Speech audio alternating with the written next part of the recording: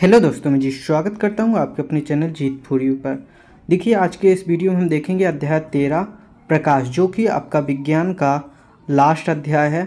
अपन ने पूरे के पूरे अध्याय देख लिए हैं और आपने वो वीडियो नहीं देखी हैं तो आप क्या करना, डिस्क्रिप्शन में आपको लिंक्स मिल जाएगी, वहां से जाकर आप पूरे वीडियो देख सकते हैं। ये पाठ की पूर्ण तैयारी दी गई होती है, इसको आपको पढ़ना होता है और मैं आशा करता हूँ कि आपने पढ़ लिया होगा। ठीक है ना। और आगे बढ़ने से पहले अगर आप इस वीडियो को पीडीएफ चाहते हैं तो आपको मेरे टेलीग्राम को ज्वाइन करना है। टेलीग्राम चैनल का नाम है जीत फॉर यू।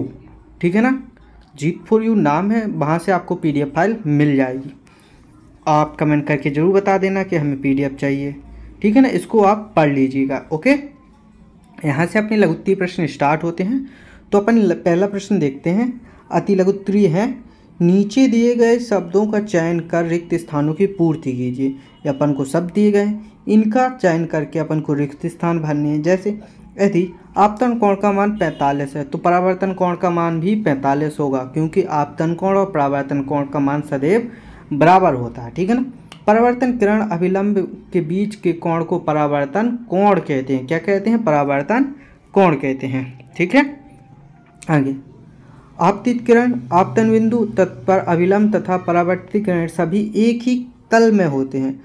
चालुक विकृति युक्त व्यक्तियों की सहायता के लिए सर्वाधिक लोकप्रिय साधन ब्रेल लिपि है। ठीक है ना। परितालिका मानव नेत्र का वह भाग है जो इसका विशेष रंग प्रदान करती है। ओके, यहाँ से अपन प्रश्न क्रमांक 2 के उत्तर देखेंगे। सही विकल्प के आगे राइट का निशान लगाना अपन को। दर्पण द्वारा बने प्रतिबिंब में वस्तु का बायां भाग दाईं ओर तथा दायां भाग बाईं ओर दिखाई पड़ता है। इस घटना को क्या कहते हैं? पार्श्व परिवर्तन। क्या कहते हैं? पार्श्व परिवर्तन। ओके, आगे चलिए। अभी चित्र दिए गए हैं, उपरोक्त में से कौन सा चित्र निम्न कथन की पुष्टि करता है? कथन क्या है? आपतन कोण परावर्तन कोण सदैव कोण के बराबर होता है। ए वाला, दा वाला कथन पुष्टि करता है, तो अपन उस चित्र में लगा देंगे चित्र दा। ओके, आगे चलें। किसी कोण पर झुके दो दर्पण कितने प्रतिबिंब बना सकते हैं? अनेक प्रतिबिंब बना सकते हैं। आगे चलें।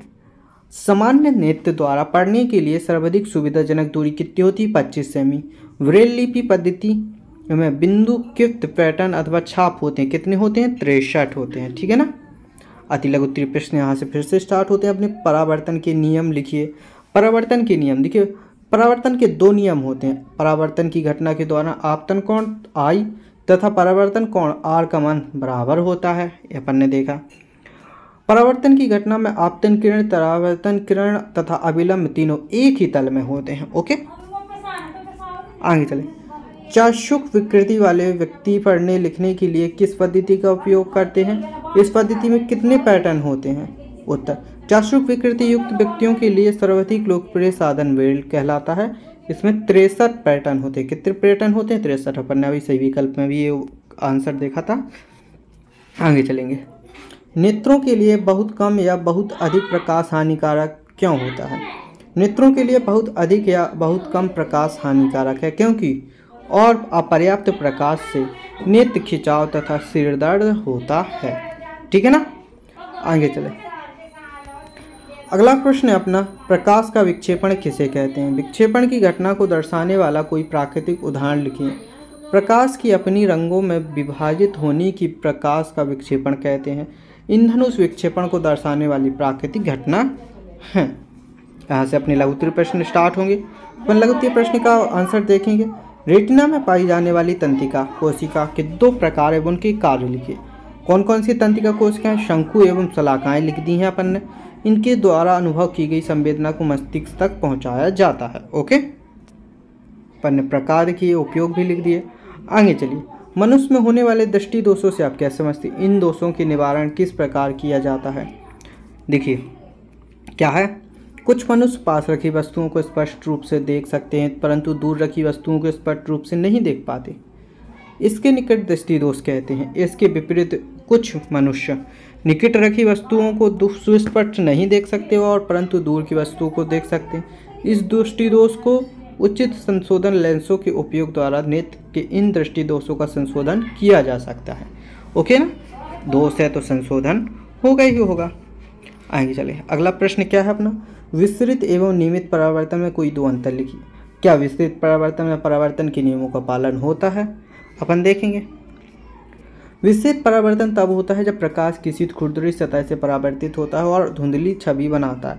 नियमित परावर्तन तब होता है जब प्रकाश किसी चिकनी सतह से परावर्तित होता है और एक स्पष्ट छवि बनाता है। विस्तृत परावर्तन में भी परावर्तन के नियमों का पालन होता है, ठीक है ना। क्या होता है? पालन नियम होता है। अब देखिए यहाँ पर क्या है, आपतित किरण, परावर्तित किरण तथा आपतन बिंदु अभिलंब एक ही तल में स्थित होते हैं। परावर्तन को दर्शाता हुआ किरण आरेख बनाइए। तो एक किरण आरेख मैंने यहाँ पर बनाया हुआ है, आप देख लीजिए। आपतित किरण, परावर्तित किरण, आपतन कोण आई और आर, और ये अभिलंब दिया गया अपना डॉट डॉट से, ठीक है ना। ये दर्पण हो गया अपना। आगे चले। मानव नृत्य का नामांकित चित्र बनाइए तथा इसमें परितारिका के महत्व को समझाइए। परितारिका के महत्व क्या होता है? देखिए मानव नृत्य का चित्र बनाया हुआ है मैंने। पक्षमावी पेशियां जलीय कसाब, ये अपन ऐसा चित्र बना लेंगे। ओके, इसके बाद क्या करेंगे, यहाँ पर लिखेंगे परितारिका गहरा पेशीय डायाफ्राम होता है जो पुतली के साइज को नियंत्रित करता है। पुतली नेत्र में प्रवेश करने वाले प्रकाश की मात्रा को नियंत्रित करती है। अभिनेत्र लेंस और रेटिना पर किसी वस्तु का उल्टा या वास्तविक प्रतिबिंब बनता है। कैसा प्रतिबिंब बनता है? उल्टा। और कैसा बनता है? वास्तविक, ठीक है ना।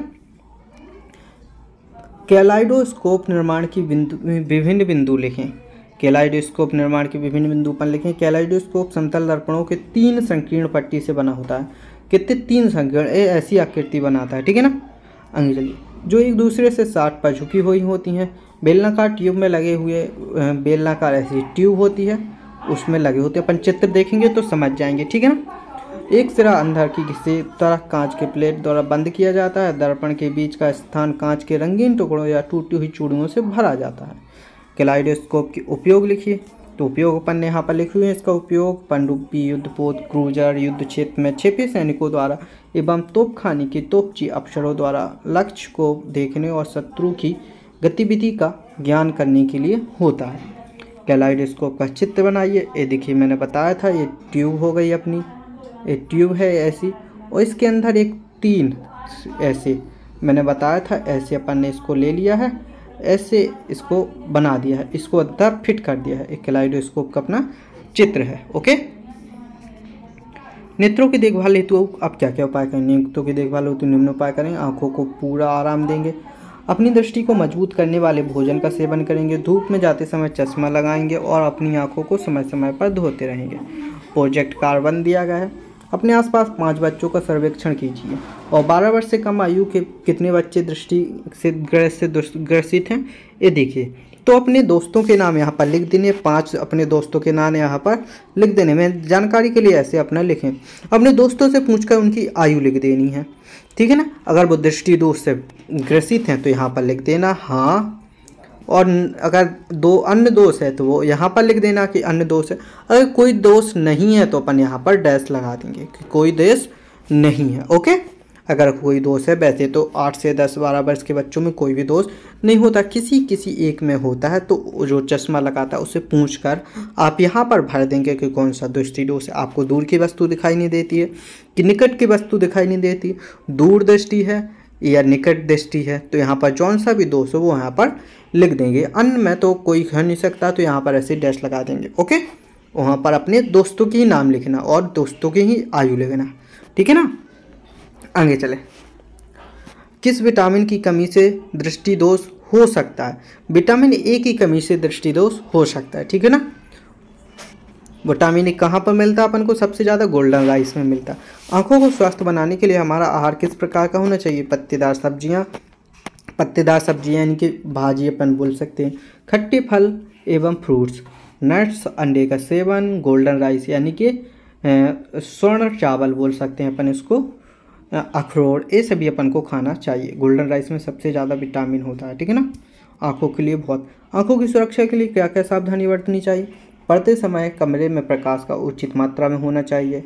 आंधी तूफान में घर से बाहर नहीं निकलना चाहिए ताकि कचरा ना अंदर जा सके। हरी सब्जियों का, फल तथा दूध का सेवन करना चाहिए। दिन में 2-3 बार आंखों को साफ पानी से धोना चाहिए, ठीक है ना। यहाँ पर अपना प्रोजेक्ट 2 स्टार्ट होता है। प्रोजेक्ट 2 क्या कहता है? सूर्य के प्रकाश को श्वेत प्रकाश के रूप में जाना जाता है, ठीक है। अपन श्वेत प्रकाश के रूप में ही जानते हैं सूर्य के प्रकाश को। ठीक है ना। यह दर्शाने के लिए कोई क्रियाकलाप करिए तथा किए गए क्रियाकलाप को अपने शब्दों में चित्र को प्रदर्शित कीजिए। जब सूर्य का प्रकाश किसी प्रिज्म से गुजरता है तो वह अपने अवयवी रंगों में विभक्त हो जाता है। इस घटना को प्रकाश का वर्ण विक्षेपण कहते हैं। तो सूर्य का प्रकाश 7 रंगों का मिश्रण होता है। जैसे कि अपन ने यहाँ पर एक सूर्य का प्रकाश प्रिज्म से गुजारा तो ये 7 रंगों में विभक्त हो गया, जिसको अपन लाल, नारंगी, पीला, हरा, नीला, जामुनी, बैगनी कहते हैं। ये पर्दा है। ठीक है ना। तो इस तरह से अपन ने इसको अपना समाप्त किया है। इस विज्ञान के अपन ने पूरे क्वेश्चन देख लिए। अब इन वीडियोस को आप अपने दोस्तों के साथ शेयर कर दीजिए। ठीक है ना। और वीडियो को लाइक एंड चैनल को सब्सक्राइब कर लीजिए। ऐसी वीडियो मैं आपके पास लाता रहूँगा। मिलते हैं अगली वीडियो में, तब तक के लिए धन्यवाद।